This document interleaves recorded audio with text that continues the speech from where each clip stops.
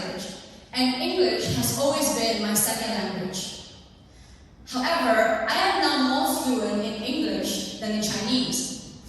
I can spell supercalifragilisticexpialidocious just like that.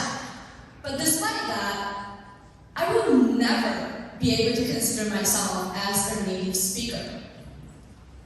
And for some people, this means I will never be able to be as good in English as a native speaker.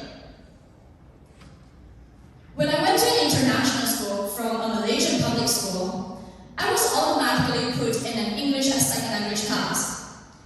The headmaster did not even consider putting me in a more advanced English class because students studied English literature there, and that subject is considered too hard for an ESL kid to learn.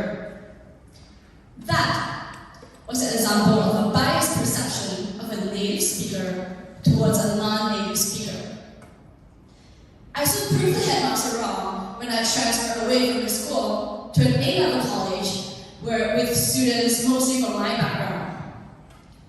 There, I studied English literature, and I soon realized that that subject is where I thrived at the most. And today I'm standing proudly and happily in front of you to tell you that I am studying English literature at the university level. 75% of the English speakers in the world are non-native speakers.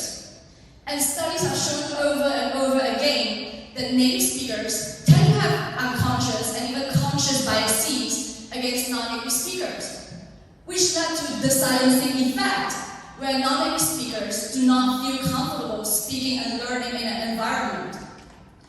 This phenomenon is deeply concerning because it suppresses potential. Studying at the most selective university in the United States of America, Minerva University, I have interacted and conversed with so many people who are so well articulated and so smart, yet guess what? English is not their first language.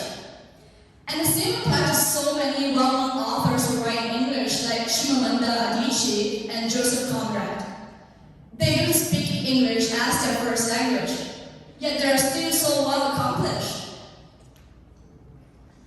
So what is the difference between a native speaker and a fluent speaker?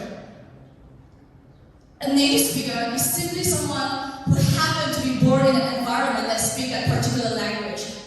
And this mere chance that we have no control over should not be used as a de facto determinant of someone's intelligence in that particular language. I hope that one day in the future, our language abilities will not be judged by a genetic lottery. I hope that one day in the future, our language abilities will be judged by someone's ability to spell supercalifragilisticexpialidocious without a second thought. Thank you.